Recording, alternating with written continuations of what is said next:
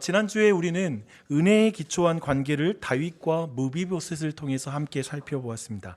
다윗이 왕이 되고 나서 사울의 손자여 요나단의 아들인 무비보셋을 찾아냅니다. 그리고 이 세상 정치의 ABC를 완전히 깨뜨리는 행동을 하게 되죠. 즉 다윗은 자신의 정적이었던 사울의 후손, 왕의 후손을 제거하는 것이 아니라 도리어 왕의 식탁에 앉히는 그러한 행동을 하게 됩니다. 즉 무비보셋을 왕자 중에 하나로 여기게 된 것이죠. 그렇게 삼은 것이죠. 원수에게 상, 곧 식탁을 베푼 행동이었다라고 이렇게 이해할 수 있습니다. 문자 그대로 정말 그렇죠. 원수에게 식탁을 베푼 것이죠.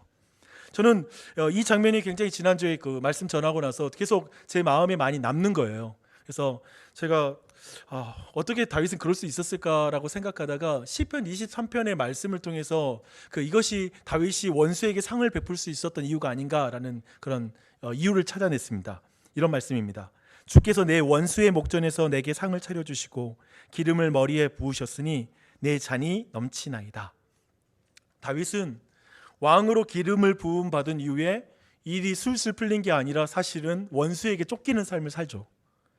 내내 그랬습니다. 그래서 저 같으면 사실은 이런 시편을 남길 수는 없었을 것 같아요. 전 도리어 이런 시편, 다른 의미의 시편을 남기지 않았을까 싶습니다. 아니, 누가 왕이 된다고 했나요? 왕으로 기름을 부으시기 전에 사울 왕을 정리해 놓으시던가. 왜 내 인생에 가시 같은 저 원수를 주셨습니까? 원수의 목전에서 상을 베풀지 마시고 제발 원수를 제거해 주세요. 이렇게 좀 시를 다르게 썼을 것 같습니다. 이렇게 말할 것도 같죠, 그렇죠? 그런데 이 정도면 사실은 좀 막가자는 것 같아요, 그렇죠? 그런데 다윗 왕은 왕으로 기름 부음 받은 과거의 원수에게 쫓기는 현실, 그 둘 사이에 간격을 지금 식탁을 베풀어 주시는 하나님에 대한 믿음으로 견딥니다. 사실 오늘날의 그리스도인도 그렇습니다. 우리 모두는 예수 그리스도의 보혈로 덮어져서 왕 같은 제사장이 되었다라고 생각하죠. 하지만 우리들의 경험하고 있는 삶의 현실은 원수와 같은 삶의 현실을 경험하게 될 것입니다. 사람으로, 환경으로 우리를 괴롭히는 가시 같은 현실을 만나게 되는 것이죠. 나는 분명히 하나님의 자녀인데 내 삶의 현실은 왜 이렇지? 그 사이의 간격을 어떻게 견딥니까? 저는 성찬식 때 이렇게 고백할 때가 있습니다. 나를 구원하기 위해 살과 피를 주신 하나님은 결코 악한 분이 아니십니다. 하나님은 결코 이 상황 가운데 나를 버리지 않을 것입니다. 분명 하나님이 선하신 줄 아는데 내 삶의 정황이 그렇지 않다라는 이 간격 사이를 매일매일 그래도 내 삶을 유지시키시고 인도하신 하나님을 신뢰하는 것, 그렇게 나아가는 걸 경험하고 있습니다. 그래서 우리 모두 다윗처럼 시편 23편을 고백할 수가 있는 것이죠. 다윗은 원수의 목전에서 식탁을 베풀어 주신 하나님을 만난 사람이었습니다. 그래서 원수의 후손인 무비보셋에게 식탁을 베푸는 사람이 된 것입니다. 그래서 그가 지금 베푸는 식탁은 자기가 받은 식탁이죠. 그런 의미를 가지고 있습니다. 근데 이 장면이 정말 아름다워요. 생각해봐요. 굉장히 아름다운 장면이에요. 왜 아름다운가요? 하나님께 받은 은혜가 타자에게 흘러가기 때문에 되게 아름답습니다. 하나님으로부터 받은 사랑이 다른 사람에게 이어지니까 그것이 너무나 아름답게 보입니다. 하나님께 받은 용서, 하나님께 받은 긍휼이 다른 사람에게 그 용서가 흘러가고 긍휼이 흘러가는 것을 보는 건 되게 아름다워요. 제가 이걸 좀 그림을 정말 잘 그린다면 제가 이 상황을 이렇게 좀 그릴 수 있을 것 같아요. 십자가가 크게 그려지고 어떤 좀 배경으로 크게 그려지고 그 아래에서 다윗이 무비보셋에게 상을 차려주는 장면. 그렇잖아요. 예수님의 살과 피를 우리에게 내어 먼저 먹고 그리고 나서 원수에게 상을 베풀어주는 장면으로 그림을 그리고 싶은데 개인적으로는 좀 AI 시대를 맞았기 때문에 저 개인적으로 소망이 있다고 생각합니다. AI를 통해서 언젠가 그림을 내가 그렸다고 보여주면서 여러분에게 이렇게 설명할 날이 올 것 같아요. 굉장히 아름다운 그림이죠. 그러나 하나님의 사랑과 이웃 사랑이 단절된 그림은 어떻습니까? 아름답지 않습니다. 저희 교회가 그 새가족과 그리고 찾는 이들과 1대1로 복음을 나누면서 사용하는 그런 교재가 있는데요. 풍성한 삶으로의 초대라는 그런 책이 있습니다. 근데 그 책에 이런 내용이 나와요. 한번 들어보세요. 하나님과 진실한 관계를 맺지 못하게 만드는 첫 번째 장애물은 기독교 교회와 기독교인들이 만들어 놓은 장애물입니다. 가장 슬프고 안타까운 장애물이죠. 이 장애물은 여러 모양으로 나타납니다. 먼저 언행일치가 되지 않는 기독교인들의 모습, 즉 위선이 있습니다.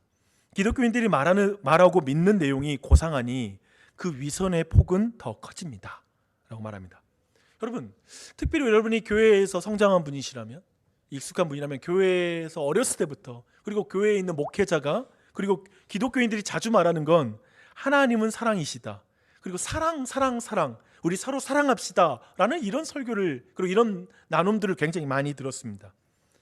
그리고 말하는 것과 달리 우리가 그렇게 말했던 사람들이 다른 사람들을 무시하고 비판하고 때로는 너무나 무례하고 독선적으로 이렇게 자신을 드러내면 우리는 인상을 찌푸리게 되죠. 왜 인상을 찌푸립니까? 아름답지 않아서요. 하나님 사랑과 이웃 사랑이 연결되지 않아서요. 그게 단절됐으니까 그게 아름답지 않은 것이죠. 흉한 것이죠. 하나님 사랑과 이웃 사랑이 이어지지 않으면 그래서 사람들은 진위를 의심합니다. 정말 예수가 진짜야? 아니면 가짜야 이거? 기독교 진짜야 가짜야? 이 진위를 의심하게 됩니다. 하나님께 받은 은혜가 다른 사람에게 전달되지 않으면 때로는 어떤 사람에게는 기독교인들에게 혐오감을 가질 때가 있습니다. 또 목사에게도 혐오감을 가질 때가 있고요. 그냥 인상을 찌푸리죠. 여러분, 하나님 사랑과 이웃 사랑이 단절된 그림은 추합니다. 그런데 지금 초기 교회에서 하나님 사랑과 이웃 사랑이 단절되는 그런 일이 지금 벌어지기 시작했습니다. 이건 굉장히 오래된 역사예요. 사도 요한은 그 이유를, 왜 하나님 사랑과 이웃 사랑이 단절되는지 그 이유를 3장 17절에서 이렇게 말합니다. 누가 이 세상의 재물을 가지고 형제의 궁핍함을 보고도 도와줄 마음을 닫으면 하나님의 사랑이 어찌 그 속에 있겠느냐. 지금 그 당대에도 그 형제 가운데 궁핍한 사람들이 생겨났습니다.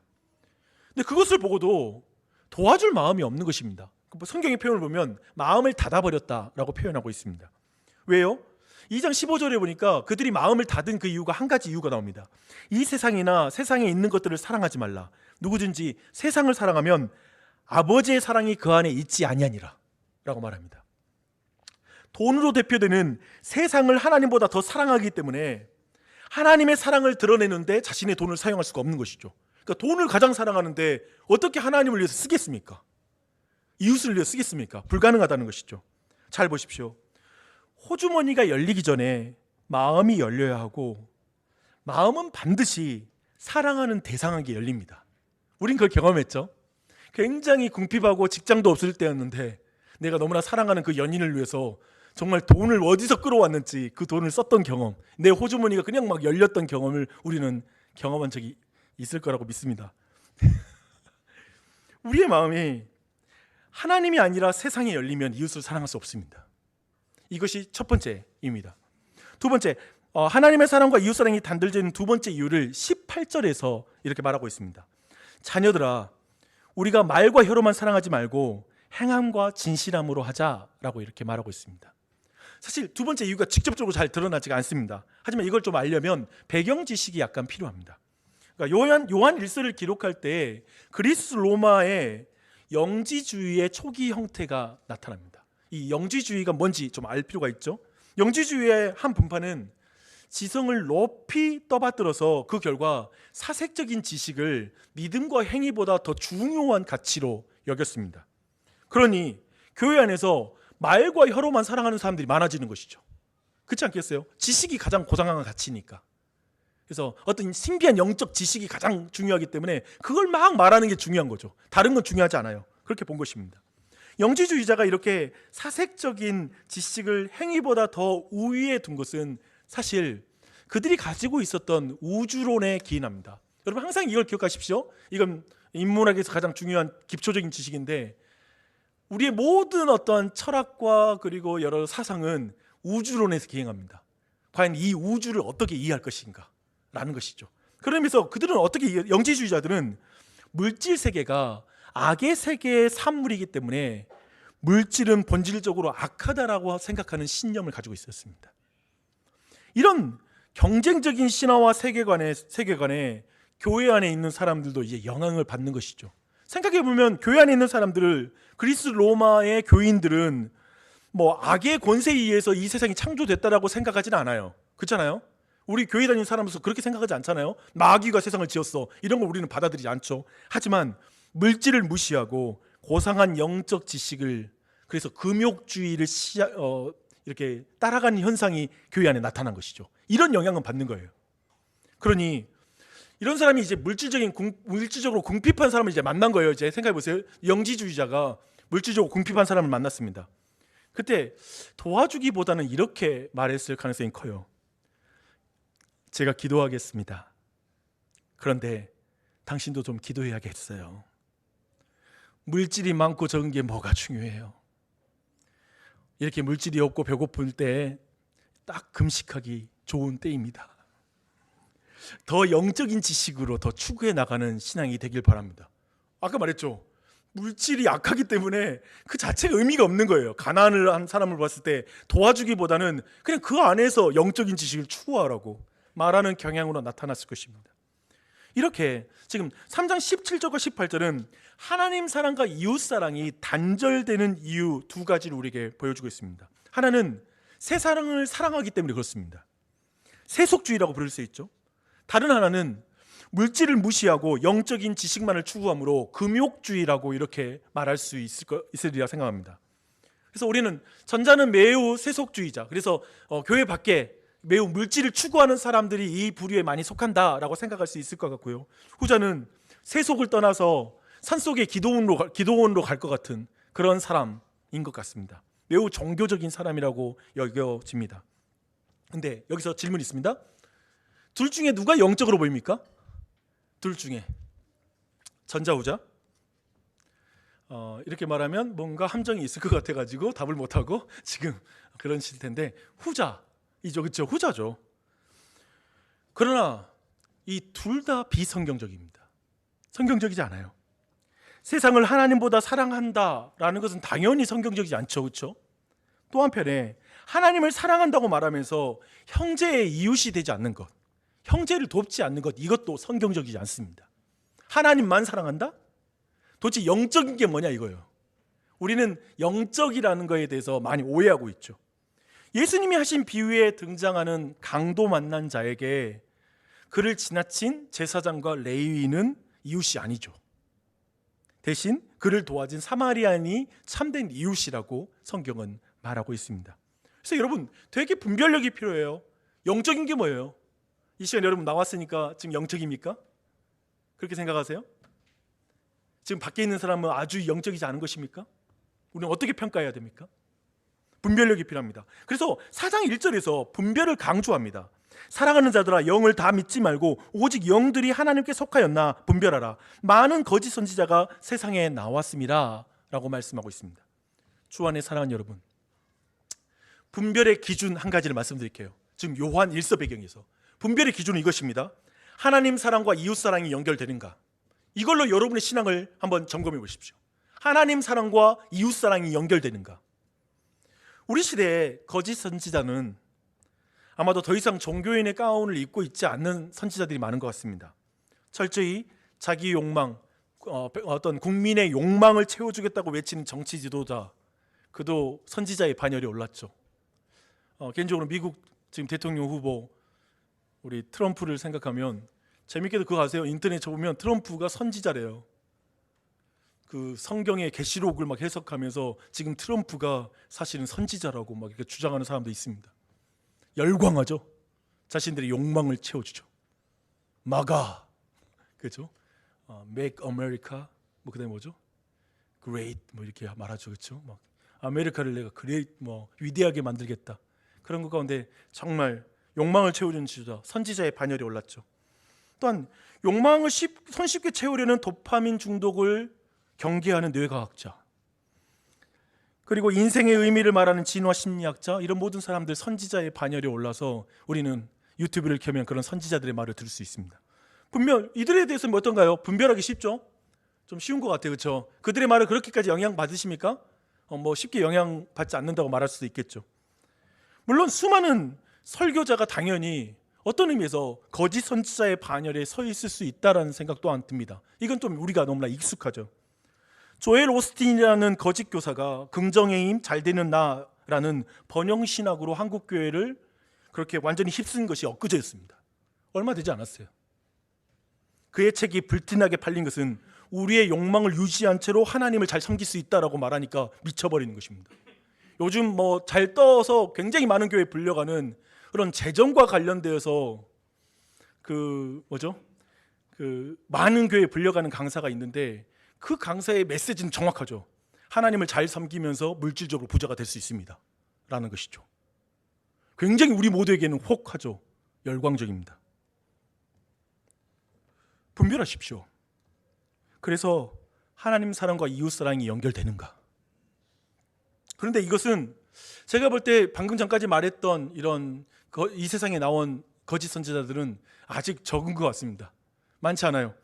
제가 이제 여러분에게 다른 거짓 선지자를 한번 소개해 드리도록 하겠습니다.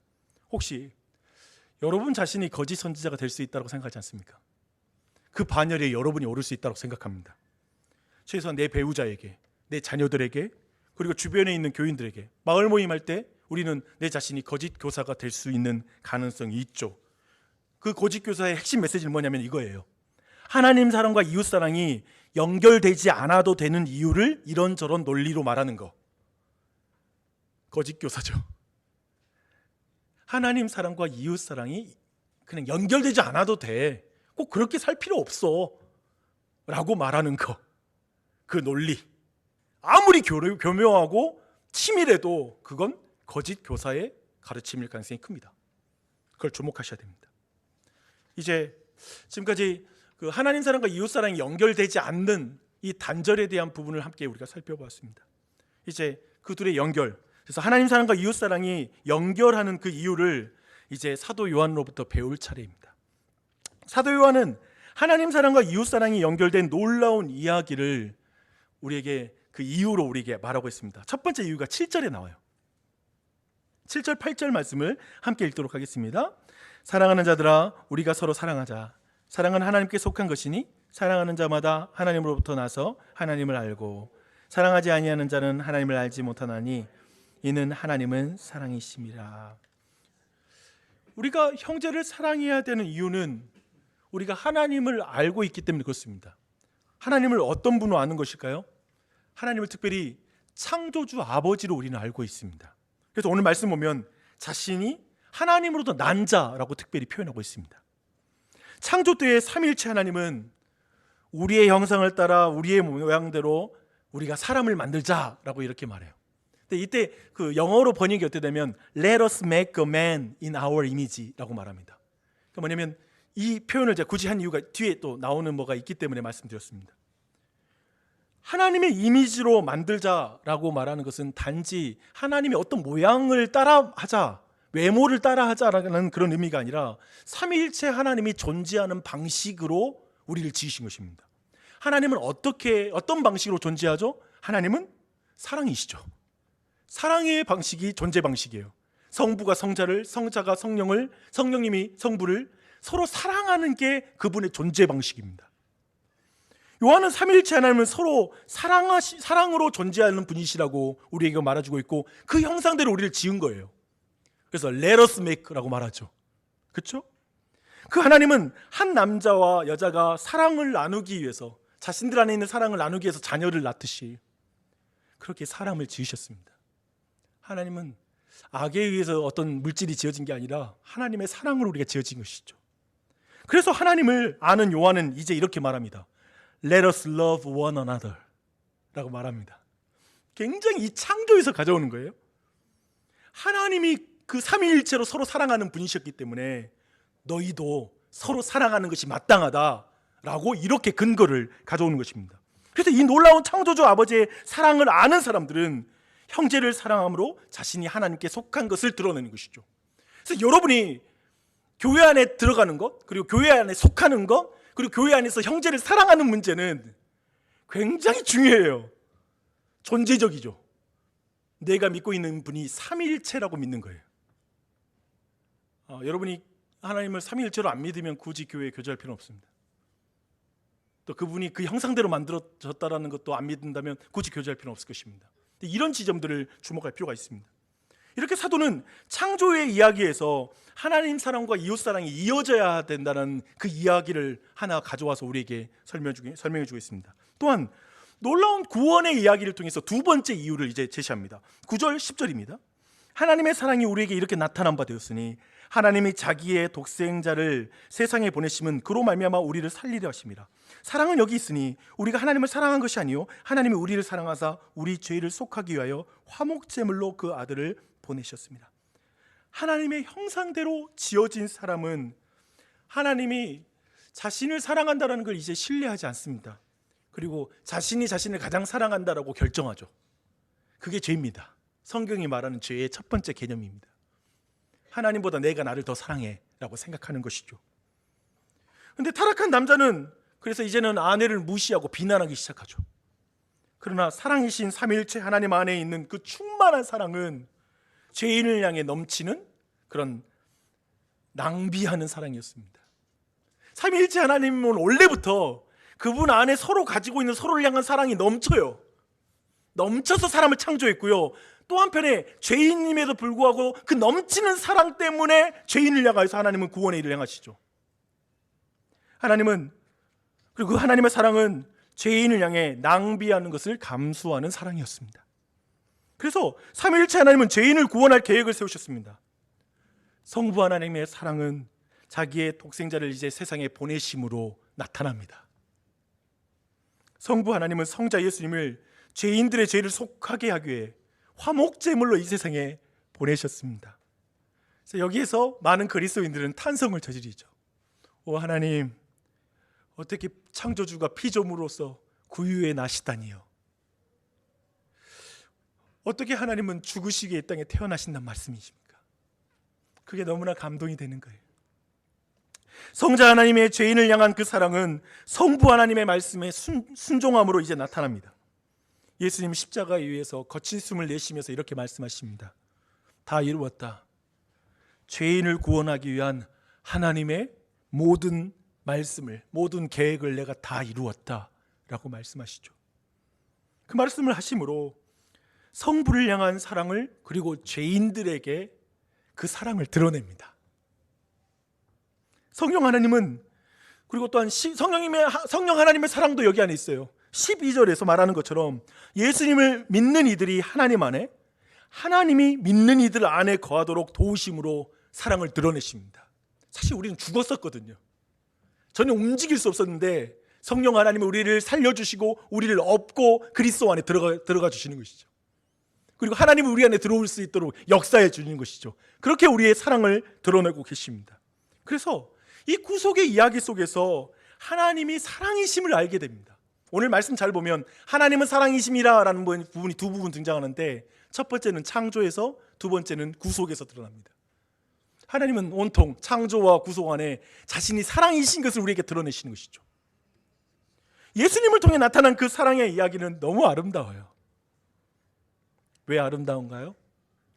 하나님과 사람을 사랑하는 그 이야기가 너무 잘 연결되어 있어서 예수님의 사랑 이야기는 너무나 우리에게 아름답습니다. 그래서 이 이야기를 제가 창세기에서 우리가 만날 수 있는 한 부자의 아버지와 아들의 이야기로 이 이야기를 좀 겹쳐서 한번 말씀드리겠습니다. 그러면 여러분 안에 하나님의 사랑의 그 의미를 더 깊이 이해하게 될 것입니다. 아브라함은 하나님의 말씀을 믿고 그는 갈 바를 알지 못하고 길을 떠납니다.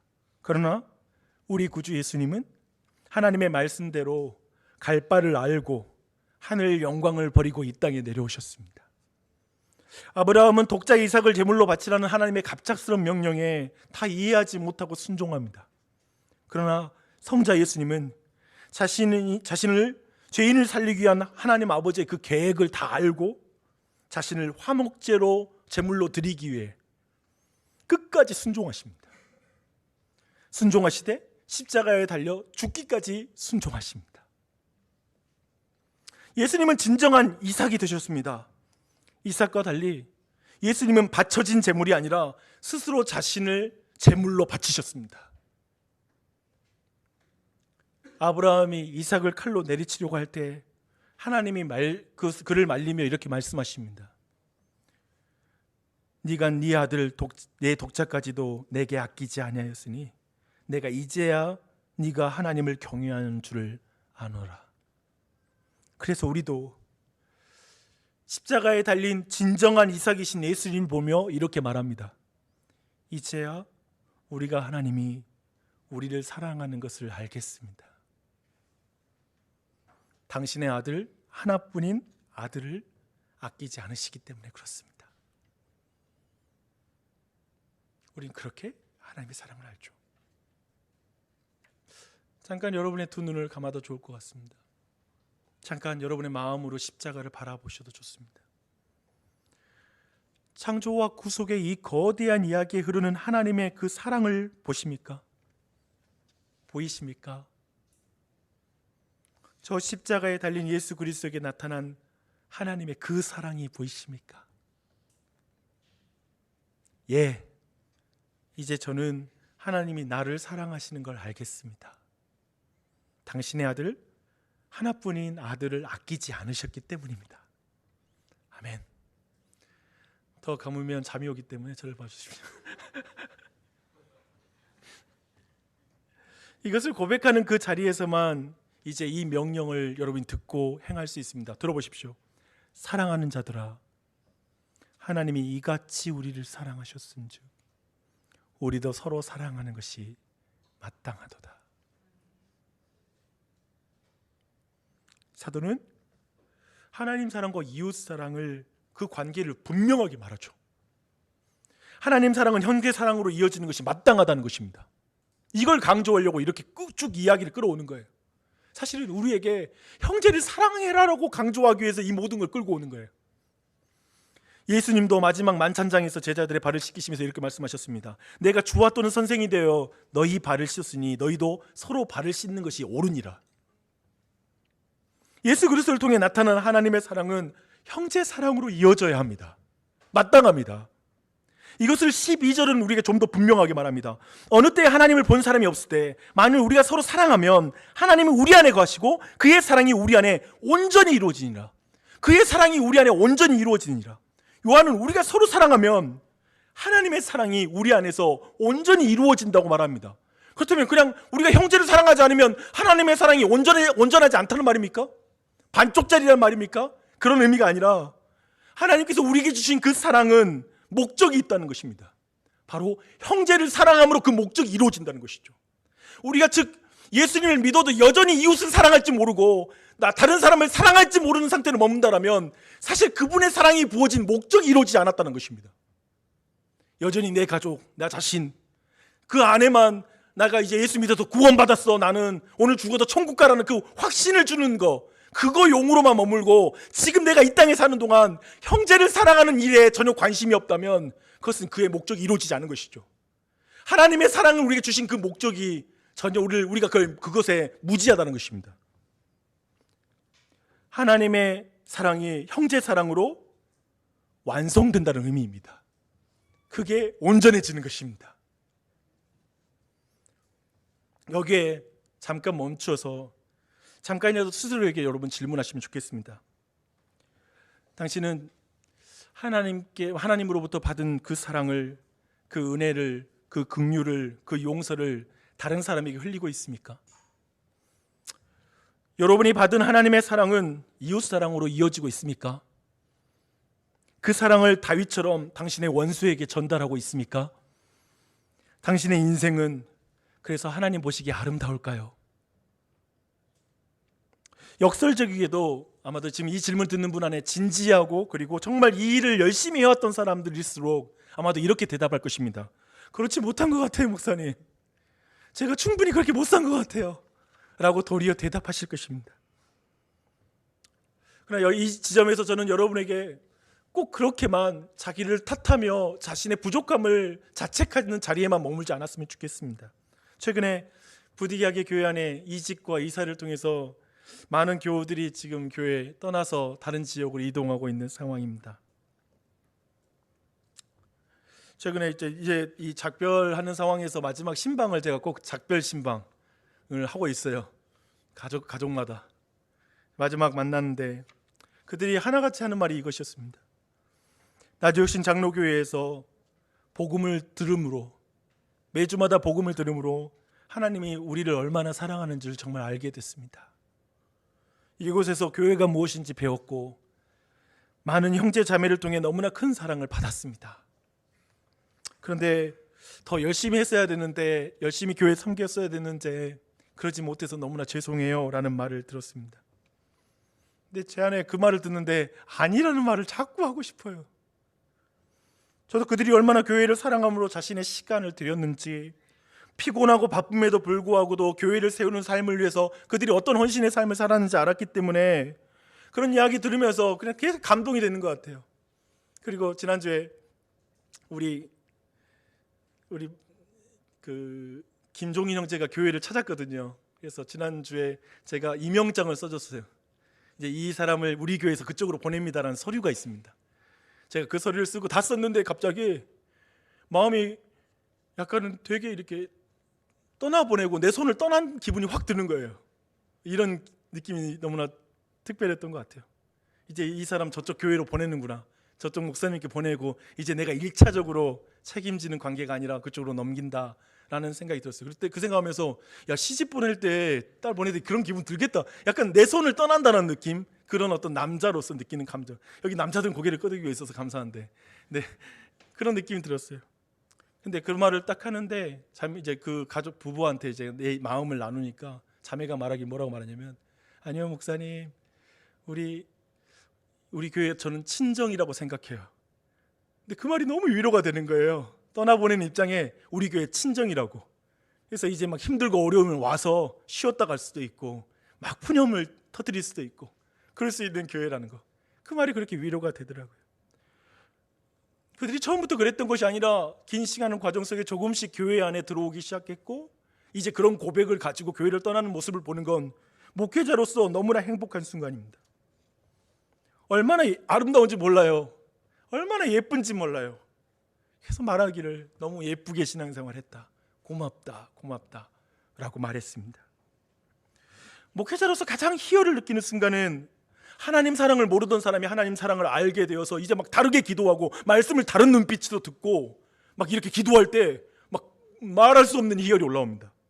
또 한편에 교회 안에 막 들어오지 못하다가 이제 교회의 의미를 알고 들어와서 형제들을 돌보고, 그리고 막 그 사람도 바쁜데 막 이렇게 신방 가지고 그런 거 보면 막 뛸 듯이 기뻐요. 심지어는 주일 빼먹고 여행 갔다는데도 재밌어요. 기분이 좋아요. 그래, 서로 사랑해라, 마음껏 사귀고 와라. 심지어는 그런 마음이 들 정도로. 그러지는 맙시다. 맞습니다. 우리는 형제 사랑으로 그 사랑을 온전하게 하는 그 과정을 살아내는 게 교회인 것 같아요. 우리 모두 내가 받은 그 사랑을 지금 온전하게, 형제 사랑을 완벽하게 구현한 사람이 어디 있겠습니까? 죽을 때까지 우리는 받은 사랑이 크지 주는 사랑이 큰 법을 우리는 경험하지 못할 것입니다. 아무리 형제를 사랑해도 내가 주님께 받은 사랑이 더 컸다고 말하겠죠. 그런 의미에서 우리는 그 긴 여정을, 내가 받은 사랑을 형제 사랑으로 드러내는 그 이걸 연습하고 성장해 나가는 게 교회가 아니겠습니까? 그 길을 갑시다. 마을에서 그 일이 일어났으면 좋겠습니다. 여러분의 삶 속에 이 교회에서 그 일이 일어났으면 좋겠습니다. 더디 걸리고 오래 걸리더라도 우리는 포기하지 않고 그 길을 걸어갈 것입니다. 이제 오늘 말씀 정리하겠습니다. 모든 사람은 인생 한번 사는 거 아름답게 살고 싶지 않으십니까? 예쁘게 살고 싶어요. 그래서 어떤 결혼할 때, 부부가 딱 결혼할 때 그런 표현 쓰는 거 있잖아요. 우리 그냥 콩닥콩닥 예쁘게 살자. 그 예쁘다는 게 뭔가요? 그러면서 뭔가 의미 있게 살고 싶어하는 갈망으로 부부들이 계획을 세우기도 합니다.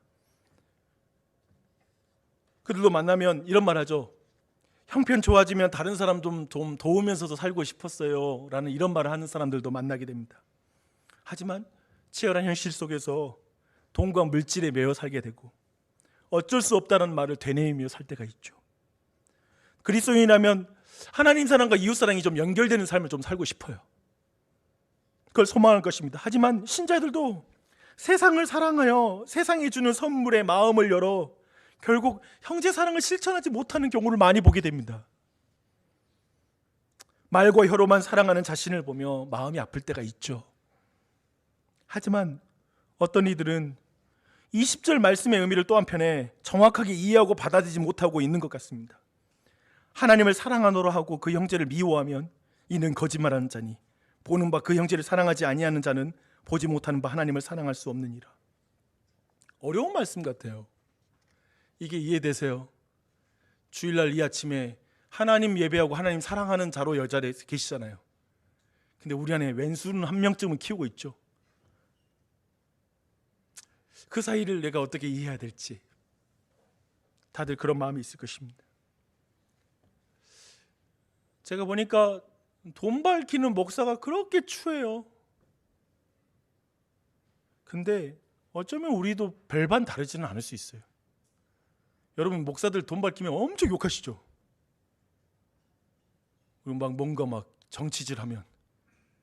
여러분 달라요? 사실 참 묘한 게 있어요. 제가 정말 좋아하는 신앙 어떤 그런 좋은 교재 책이 있는데, 신앙 운동이 있는데, 제 군목 친구가 말하기를 그 운동을 추구하는 친구들이 그렇게 승진하려고 발버둥친 애들이 다 모여 있다고. 저게 무슨 말이야 지금? 그러니까 뭐냐면 되게 고상한 책과 신학책을 가지고 막 신앙을 추구해 나가는데 그렇게 승진 욕심 막 뭐 거기 안에서 뭔가 막 욕심이 가득한 거죠. 뭔가 이상해 보이는 거예요.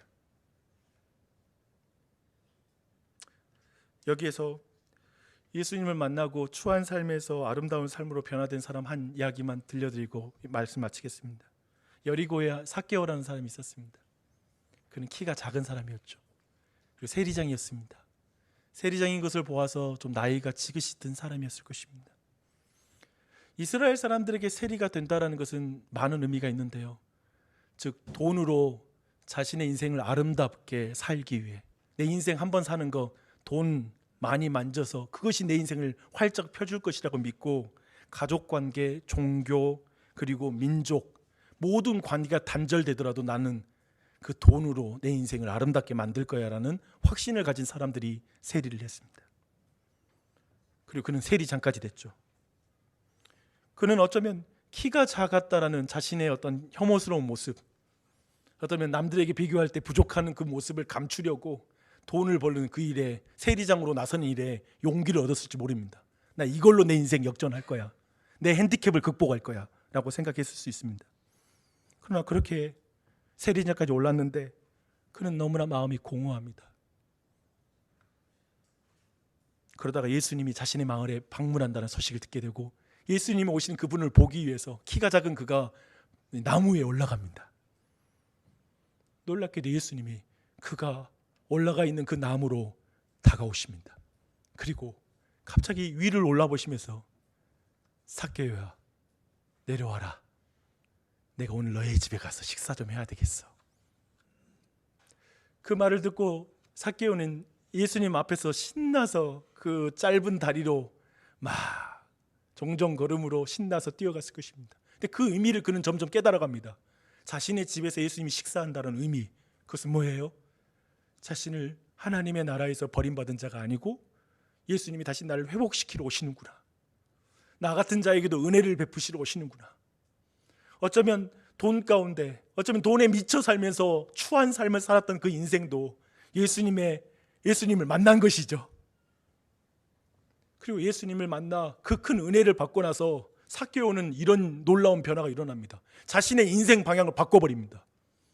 그는 이렇게 말하죠. 내가 누군가에게 빼앗은 것이 있었다면 4배로 갚을게요.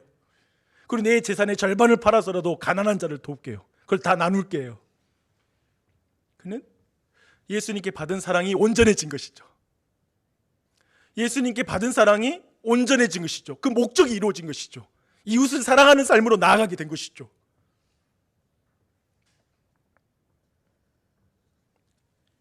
그래서 우리 교회가 여러분 각자가 그 사랑에 사로잡힐 뿐만 아니라 형제 사랑으로 그 사랑을 나타내는 그 삶으로, 그 교회로 우리 교회가 나아갔으면 좋겠습니다. 요한복음 13장은 말합니다. 너희가 서로 사랑하면 이로써 모든 사람이 너희가 내 제자인 줄 알리라. 성경 말하죠. 하나님은 보이지 않는다. 그러나 너희가 서로 사랑하면 너희를 보고 하나님이 사랑이신 것을 알게 될 것이다. 하나님을 알게 될 것이다. 바로 그것이 우리에게 주어진 그 길이겠죠. 더딜지라도 같이 그걸 배워갑시다. 나는 여러분 모두를 정말 특별히 이 자리에 여러 교회를, 우리 교회를 여러 번 방문하신 분들도 있기도 한데 너무나 축복하고요.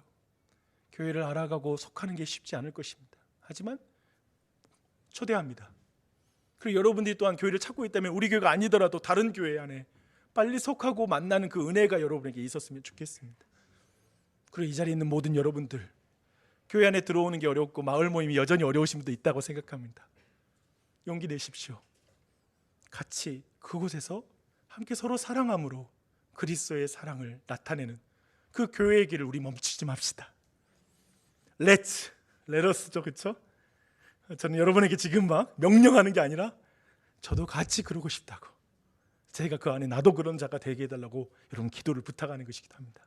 같이 이 시대의 교회, 우리가 이 도시에 세워야 될 교회, 하나님이 원하시는 그 교회의 모습을 같이 이루어 나가는 우리가 됐으면 좋겠습니다. 기도하겠습니다.